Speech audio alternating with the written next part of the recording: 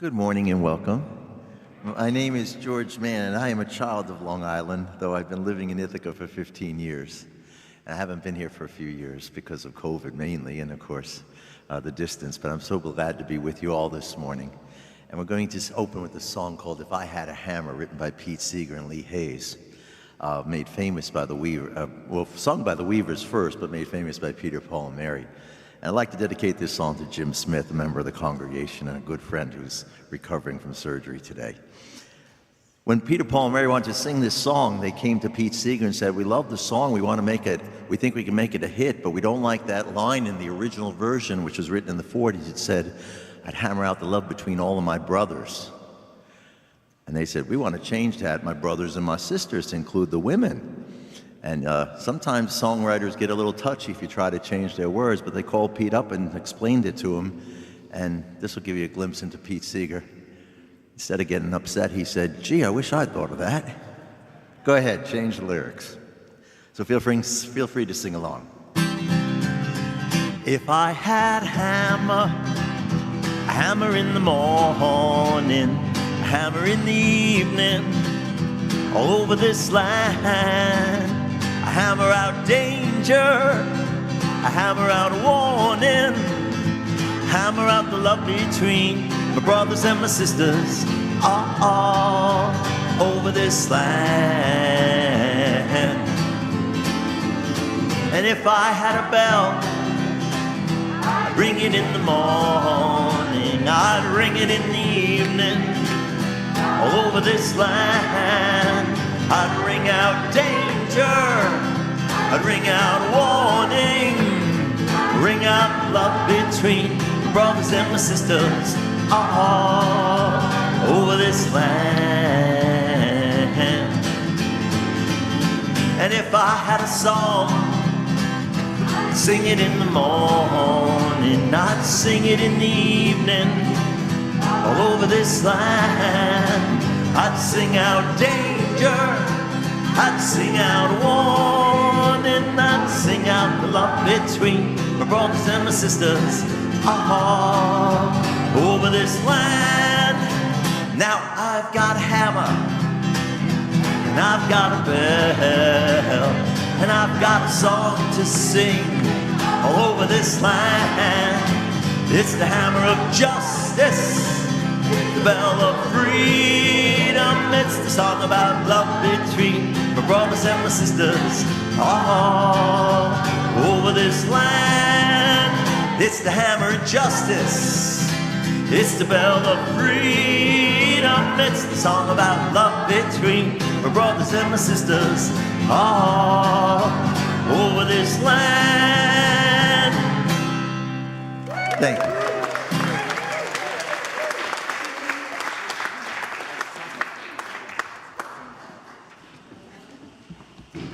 Thank you, George. Good morning. Good morning and welcome to worship at the Unitarian Universalist congregation at Shelter Rock on this Star Wars Day. May the 4th be with us today. Here at Shelter Rock, we practice being a loving religious community where we can grow spiritually and help build a more just and joyful world with our hammer of justice and our bell of freedom. Here we believe we need not think alike to love alike.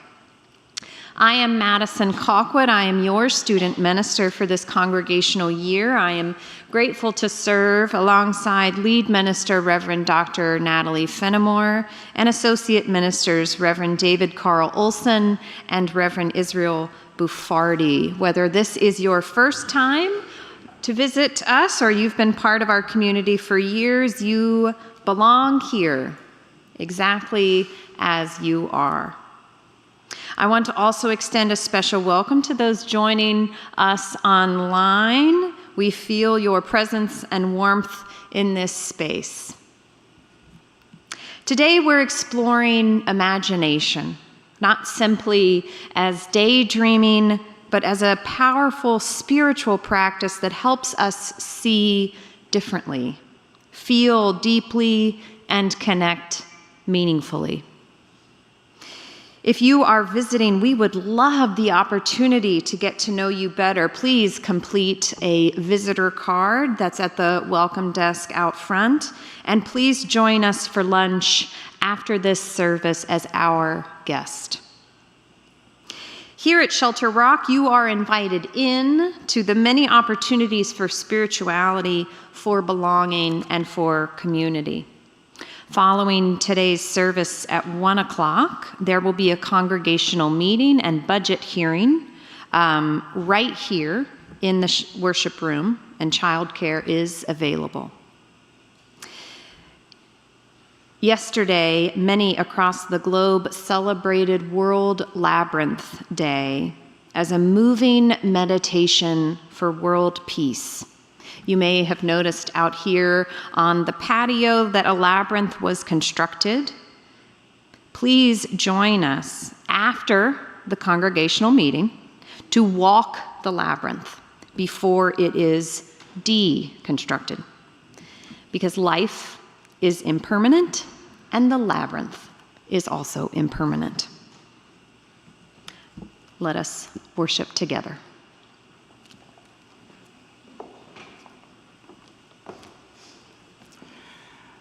Good morning to you all.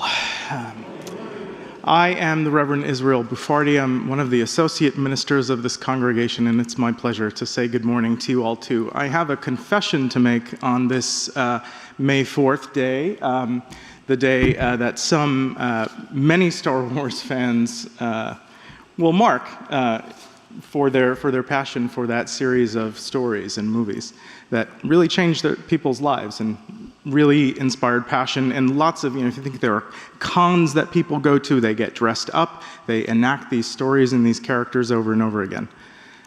They inhabit these imaginative worlds. But I have a confession to make. I've never seen Star Wars, any of them. Not a single one.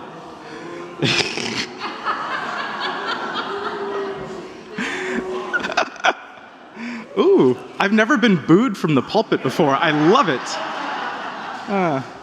I love it. I'm a Star Trek fan. Okay. Yeah, it's got to be good for something. And the reason that I really love that show, and it connects to the theme of today's service, is because it is about exploring the world, about going boldly out into an unknown world that actually we know in the story and we know from our personal experience in real life is harsh and dangerous, but also exciting and beautiful, and there's so much to discover. And so if you use your imagination when going out into the world to explore strange new worlds, you might find yourself feeling a little scared sometimes, apprehensive even, not knowing what you might get into, what dangers you might encounter when you're learning about the world. But in that story, in that universe, in that imaginative universe, humankind has moved beyond a place where we find ourselves today, to a society where everyone's needs have been met, to a society where people focus more on how to make the world better for themselves and how to understand more about human nature and understand what makes humanity humanity. And that's the imaginative place that I can't wait to go to, that I can't wait to explore, that I know that we are exploring right now. So today, our service is about imagination. And actually, all month, our theme is imagination. And we often talk about imagination as imagining things being better. And we do forget sometimes that it can be scary, especially when the world gives us plenty of reasons to imagine the worst case scenario rather than the best case scenario. But each day that we awake, we are greeted with this gift of impermanent life, this gift of being alive today to experience everything that the world has to teach us and everything that we have to teach each other about what it means to be better for each other, for ourselves, and for the world. And so each day when we wake up gifted with this breath of life, we're invited into acts of imagination. Moments where we might choose to see what is good and beautiful and lovable in the world. You see, imagination is not merely fantasy, it's the practice of envisioning the world that we want for each other, of envisioning more connection and beauty and justice. So today, let's open ourselves up to that side of imagination, not ignoring everything that could go wrong, but to open ourselves up to seeing fresh and fully and allowing our imagination to lead us towards deepening our relationships, towards finding richer meaning in what we do every day, and being more fully alive by embracing the possibilities before us. The writer John O'Donohue tells us that imagination is committed to the justice of wholeness. It endeavors to initiate a profound conversation within us in order that something original can be born, and I would add something original and more beautiful. So as Madison lights our chalice this morning, may this flame, may this spark awaken our own imaginations as we commit ourselves to finding this justice of wholeness for ourselves and for our community, and as we engage in profound conversations within ourselves. May this flame guide us towards our creative vision and open up our senses to what is going on around us and to where we are called to go. In that spirit, will you please join in singing our opening hymn? Wake now, my senses. I invite you to rise in body or in spirit and to let your senses lead us where we may go.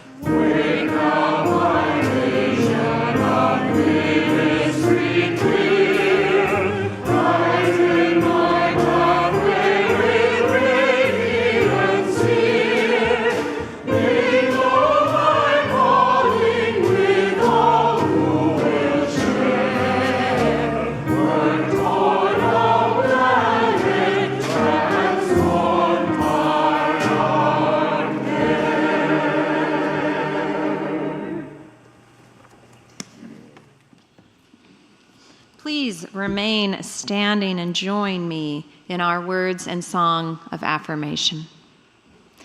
Love is the doctrine of this congregation. The quest for truth is its sacrament, and service is its prayer. To dwell together in peace, to seek knowledge in freedom, to serve human need. This we affirm and covenant with each other.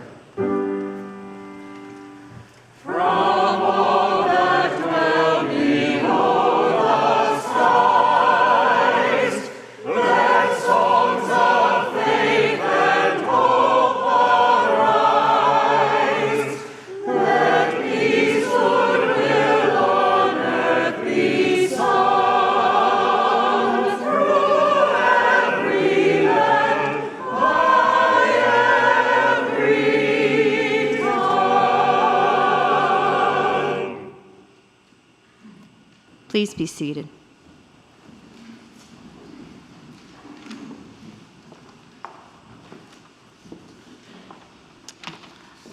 I wanted to tell us a story today.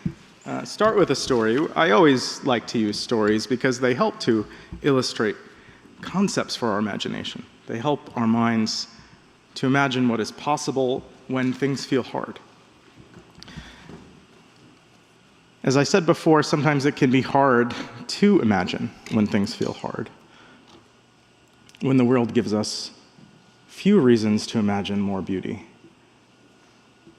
So I want you to imagine yourselves in a small town somewhere in the world, maybe a place that you've been before, maybe a place that you've lived. And in a small town, there was an artist, a very creative and well-known artist, and a respected member of this community. And her name was Sophia. Her parents named her Sophia because they believed that her art, her visions of beauty for the world, were true wisdom that needed to be shared. But Sophia, who had worked as an artist and lived as an artist, more importantly, for all of her life, had had a hard life. A beautiful life, too. She had a beautiful family. She had lots of friends, and she lived in a wonderful community. But she found that in her community, it was turning its eyes away from care for each other. That they had changed their priorities. They had become scared. They'd become scared, so they decided to protect themselves and turn their faces away, turn their eyes away from beauty, turn their eyes away from what it means to care for the world. And so for Sophia, life had become hard, and her visions had faded away. Her world had slowly turned not from the bright colors that she was used to, but to shades of gray. And when she sat in her studio trying to paint, she couldn't really come up with much. It just felt gray. Her days felt colorless. They were bound by endless tasks. But more importantly, this overwhelming sense of being disconnected to the vision that she once had in her mind of what could be. And as she stared at the blank canvas, trying to figure out what vision she could provide, this is all she could come up with. This hazy sky. But one evening, Sophia was sitting in her living room, staring out the window at the cove that she lived close by. And her daughter came into the room. And her daughter picked up a forgotten paintbrush that had grown cracked and dry and unused. Her daughter, that Sophia had taught how to paint, had inspired passion in. And she looked at her mama and she said, as she kind of twirled the paintbrush around and watched the little flecks of pigment on it gather the light, she said, "Mama, why don't you paint anymore?" She asked. And Sophia sighed, feeling this familiar sense of loneliness and worried that she was passing it on to the people that she loved, that she was supposed to be inspiring with her own stories. She said, I don't know. I don't know. It's hard to imagine right now what could be. I don't know, sweetheart. life just feels gray right now. Maybe I just forgot how to imagine. And Ella's eyes brightened in that moment with determination. She was not going to let her mama sit in this gray landscape. She said, "Mama, what time is it?" "Oh, it's about 7:30. And they looked outside, and they saw this golden light coming in through the window. And she knew how much her mother loved to paint the sunset. So she said, "Mama, let's go outside." And so they stepped outside into the fading evening light. And as they did, things got a little bit brighter for Sophia, a little bit less gray. Began to look up a little bit.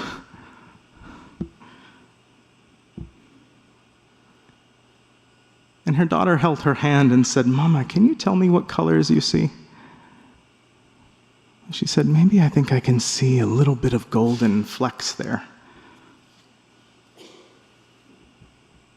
She was unsure. She wasn't afraid that she could see all the colors that she used to. But her daughter's hopeful gaze encouraged her.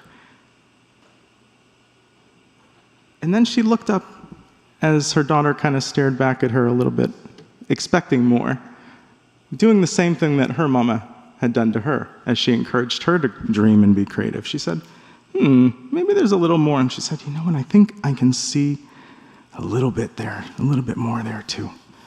Almost like a little bit of pinkish hues going on here in this sunset. A little bit of orange, almost like that sherbet ice cream that we love to eat together. Maybe there's something more to what's going on here." And as they sat together, things started to get a little bit more colorful. It wasn't just gray, it wasn't just a little bit of gold.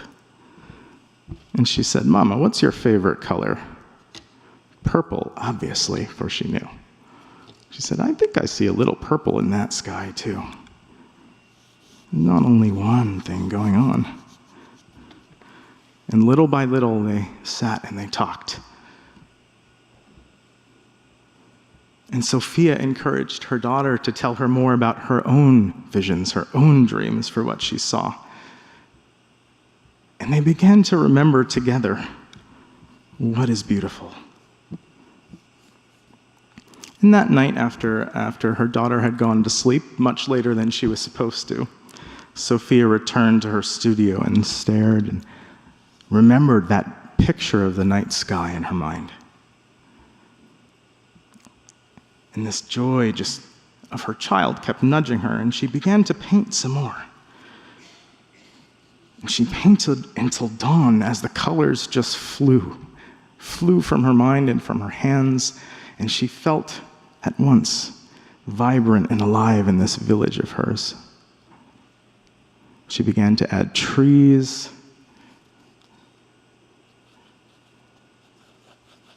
She wasn't sure that she could remember how to paint sometimes, but she began to add them anyway, knowing that they were needed. And she began to see more and more possibilities in her mind. And she realized that her daughter had become her muse, that life itself was beginning to teach her what is possible.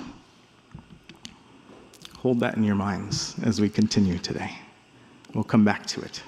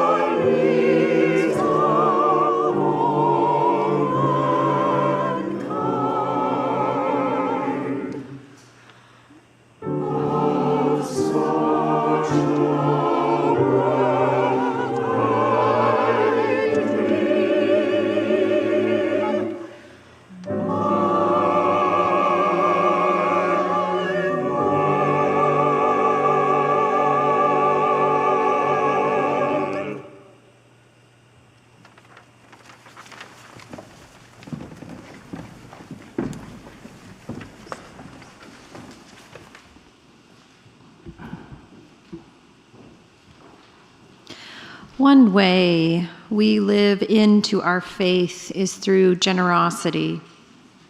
With this call to offering, we have an opportunity toward living generosity, one of our shared values.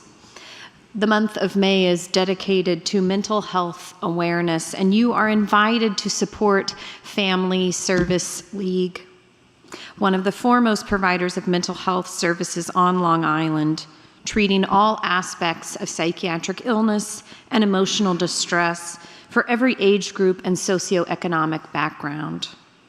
Family Service League works collaboratively with healthcare providers and care management services to achieve true integrated healthcare for individuals impacted by mental health and mental health illness, and the families who love them.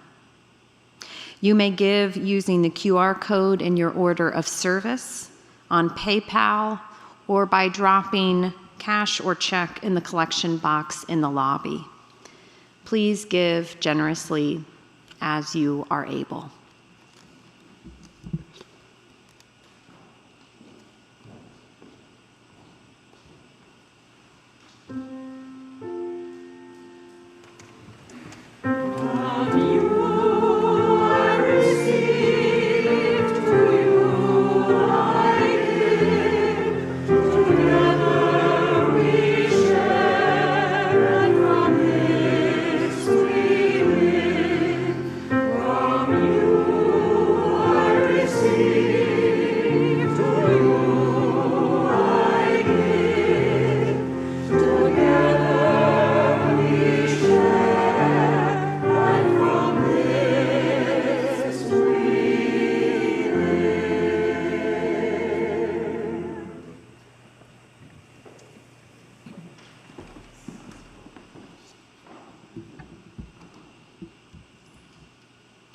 Today's meditation and prayer is from the Reverend Tess Baumberger, The Days of Too Many Flowers.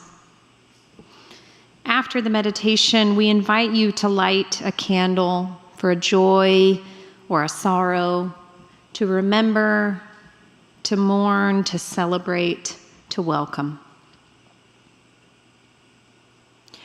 We all have those days of no flowers, just weeds. You know the kind I mean. The days when the trials and tribulations seem most present. The days when the commitments we make exceed the time we meant to give. And yet it is all such good work and there's more to do. The days of our own mistakes that we cannot admit to ourselves. The days of criticism we take too much to heart, ignoring all future and previous praise. The days when we simply cannot summon compassion for those who push our buttons, no matter how hard we try to do so. We all know those days of no flowers in our life, when the weeds rise up and seem to choke out the beauty.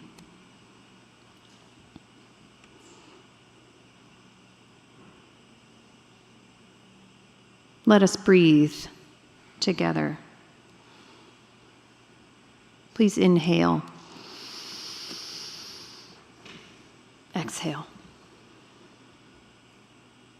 Then there are the days of more flowers than the vases can hold. You know those days when everything flows, the days when people treat one another gently, when a thoughtful silence wraps you and them in a holy moment of connection. The days when you take criticism with a grain of salt and praise and positive feedback with a thankful, open hand. The days when exactly the right thought or action occurs to you at exactly the right moment, and you think it or you say it or you do it. As you witness something opening up inside you, as we heard about in this story with Sophia. Something opens up inside you, or in another person, or in the garden spaces between you. Let's imagine these spaces. Let's breathe in to these spaces. These are the days of too many flowers for any vase to hold. May this be a day of too many flowers for you. And in the coming weeks and months, may such days grow in number and frequency for all of us. Amen.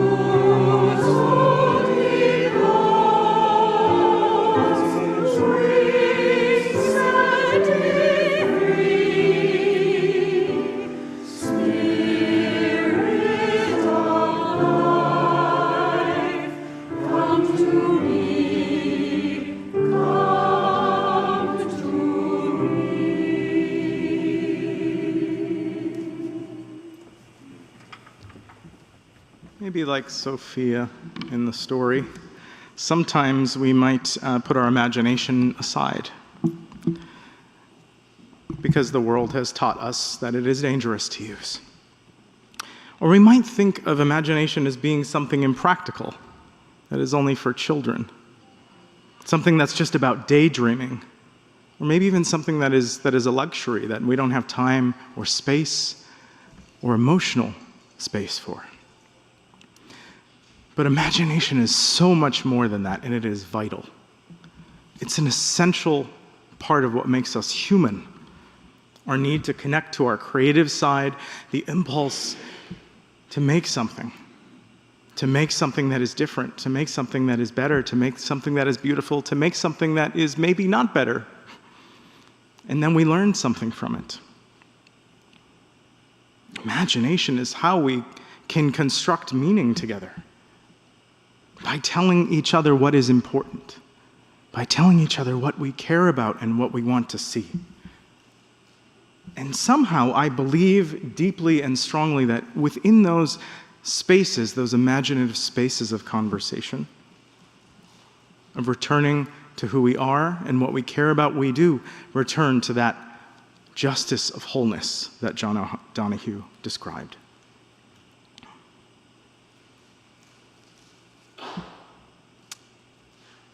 You know, for me, I have always considered myself a very creative person and always really enjoy inhabiting that space of thinking about what the world could be like. And maybe it's precisely because there are so many examples that I see of what is less just and less loving and less beautiful than it could be. But I think, I know within myself that it is because I have also caught glimpses of those things too, of glimpses of things that do make the world better. And I have imagined things, and perhaps you have too, that I have been bold enough to try. And I have seen brushstroke by brushstroke how what started out as gray can become something more, even if it is imperfect, and even if it has to be done on the fly. And then I realize how important it is to share that with other people. Because the picture that I start, any one given time I have a vision, I realize if it is only my own, it will always remain incomplete.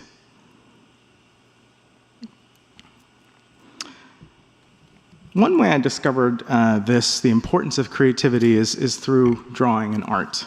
I am not a professional artist. I'm not even the best artist, but I love to draw.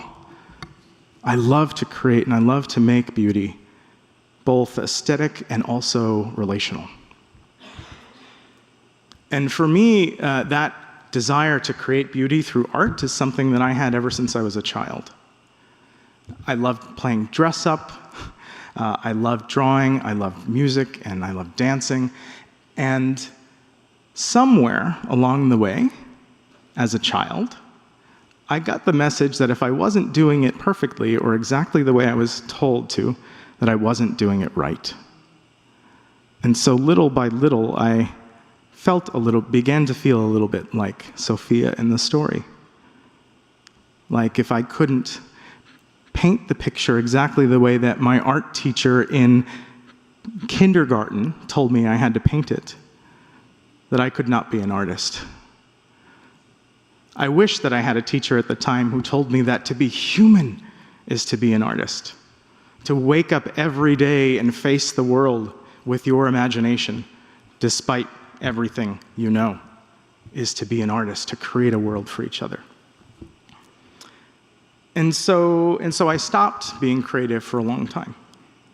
I stopped drawing, I stopped singing, I stopped dancing.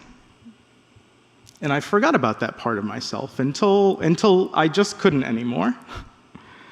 But painting or drawing of any kind is something that took me a long time to come back to. I was very intimidated by the idea of facing a blank canvas and also comparing myself to other people who are much more talented.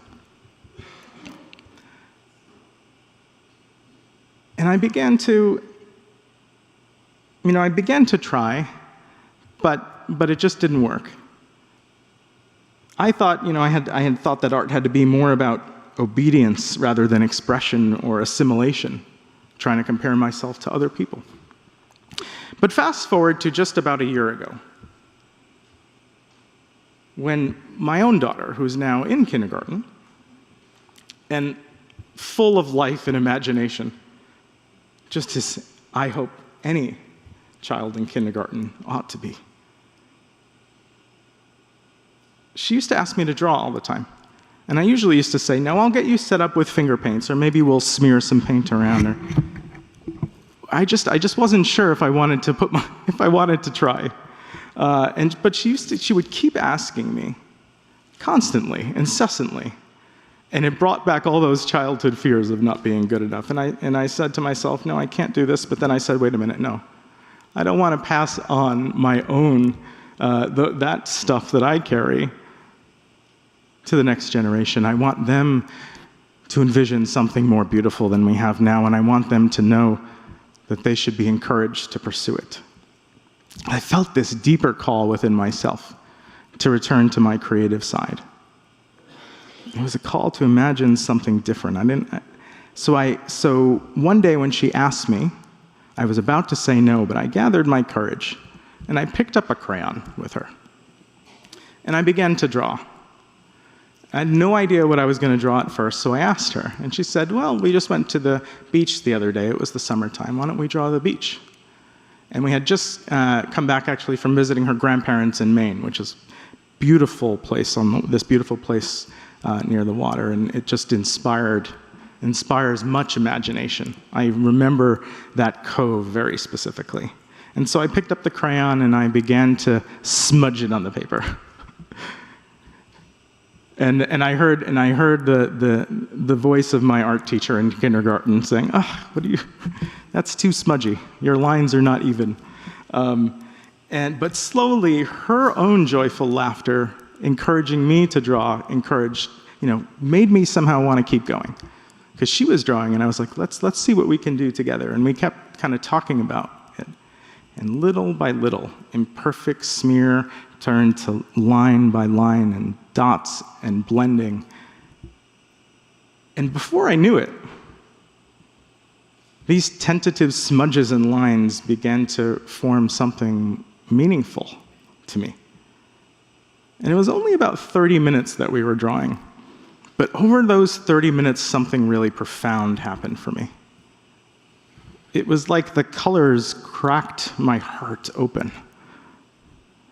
Reminded me of something that was inside myself, something deeper and more profound and more connected to who I knew I always was.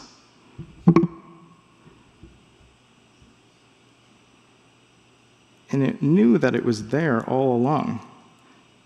But I needed someone, something, to encourage me to open myself to it. I needed to see that passion in someone else calling me to a better world, so that I didn't forget that I always had that. And somehow I realized that, maybe I wasn't the best artist, but that I could paint, I could imagine, I could draw. And I kept coming back to this picture over the course of about 3 months, because once I started it, I had to do it, just the way that I wanted it. And I kept coming back to it and just never felt finished. And so maybe sometimes when you're pursuing something that you care about, it never feels finished or just right. But I kept going. And eventually one day I said to myself, this isn't done, but I need to frame it and put it on the wall as a reminder that this process is never finished, of imagining, of creating. And so I framed it, and I decided to let it be there as this lesson. Actually, a challenge.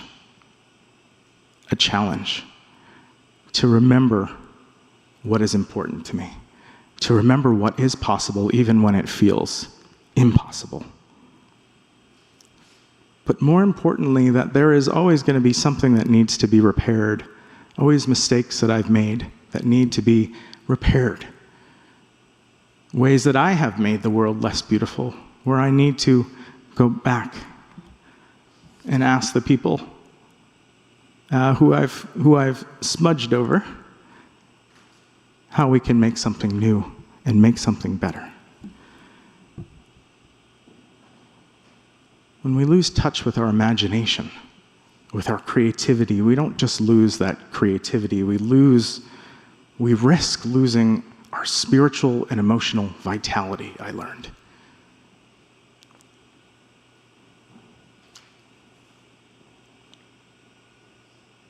And I realized that it made me become disconnected from myself, disconnecting from that part of myself, and disconnected really even from the world around me.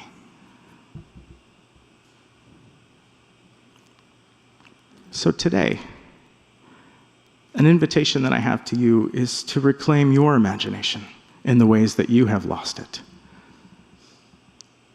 To go out and to find those places in the world that encourage you to connect with what you think is beautiful, to connect with what you know the world needs, to find other people who share those visions, and to start sketching them, even if they feel imperfect, to start sketching them. Knowing this, that if you look at a lot of masterpieces in museums, this is something I learned that maybe you knew already. If you go to a museum and you see something like the Mona Lisa, like one of those really famous paintings that everyone knows, they've done now like X-rays of these paintings and discovered that there's layers upon layers of mistakes on those paintings. Things that we have determined are valuable enough to put on the wall in a museum that are priceless by people that we often look to as examples of creativity and understandings of how to craft something beautiful. When you look at them, when you really peel them back and you learn the story behind them, you discovered that it often took them a very long time.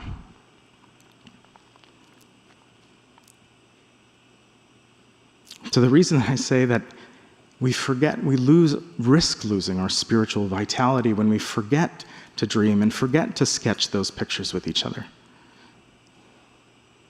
is that we lose not only the connection to ourselves and who we are and what we care about, but we lose a connection to each other.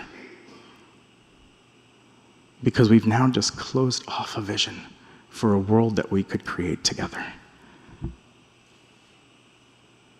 So I invite each of us as we go from here today to reclaim our imaginations. To reclaim our imaginations for each other, for the people who are living under dark and cloudy and gray skies. For the people who desperately need that creativity. And for ourselves. Later, after the service, I'll be around with this imperfect, on-the-fly sketch. And I'm going to invite you to come in and help me finish it.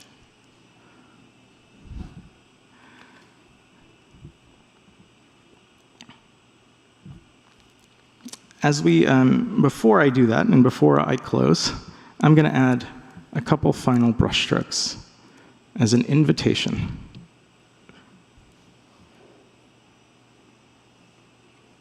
To imagining.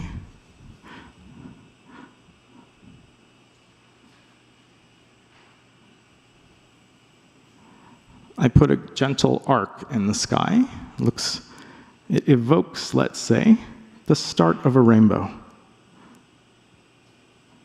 And rainbows have been used for a long time to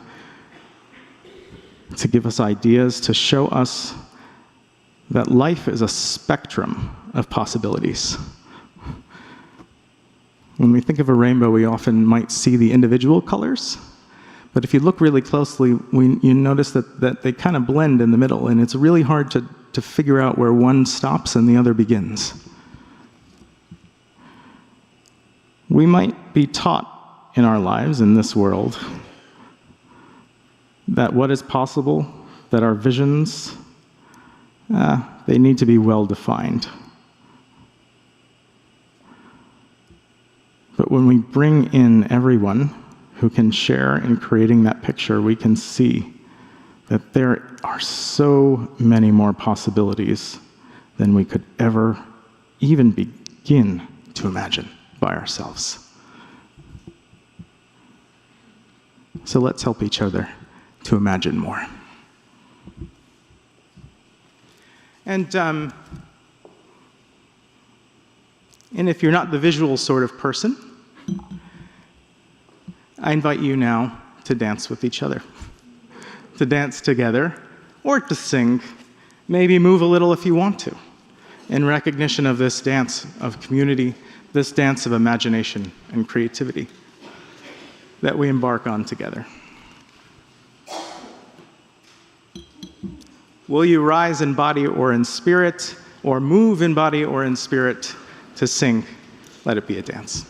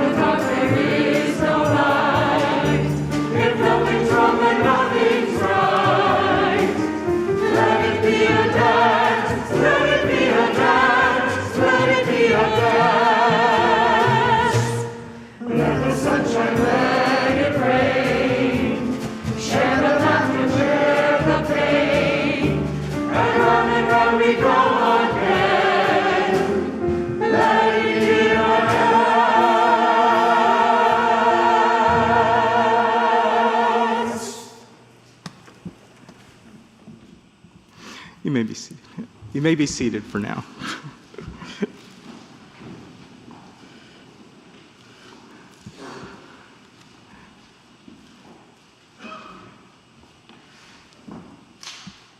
Do we have the slide? Thank you. That's the picture, by the way.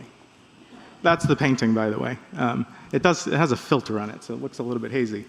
But our lives are like these paintings. They are ongoing creations that are made richer and more beautiful through our collaborations, through our imaginations, and through our love.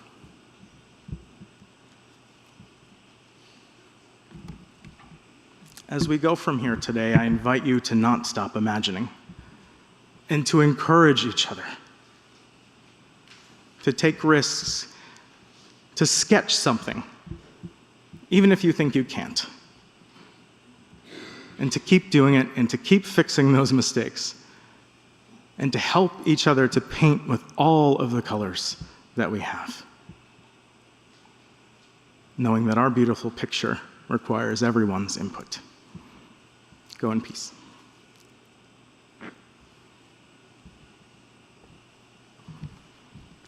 I'm going to stay up here, actually, today, and invite anyone who wants to join me in adding to this to come up here after the postlude.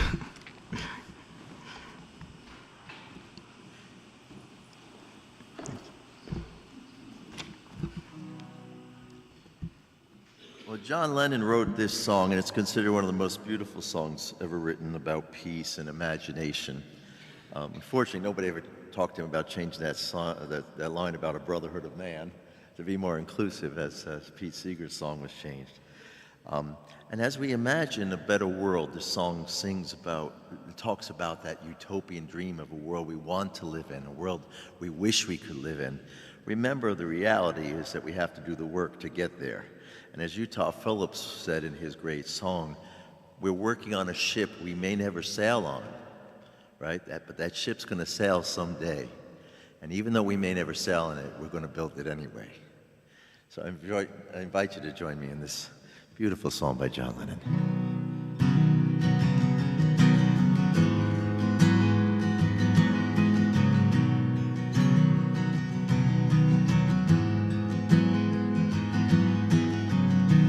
Imagine there's no heaven. It's easy if you try. No hell below us, above us on the sky. Imagine all the people living for today. Imagine there's no countries. It isn't hard to do. Nothing to kill or die for, and no religion too. Imagine all the people living life in peace. You may say I'm a dreamer, but I'm not the only one. I hope someday you join us, and the world will be as one. Imagine no possessions. I wonder if you can. No need for greed or hunger. A brotherhood of man. Imagine all the people sharing all the world.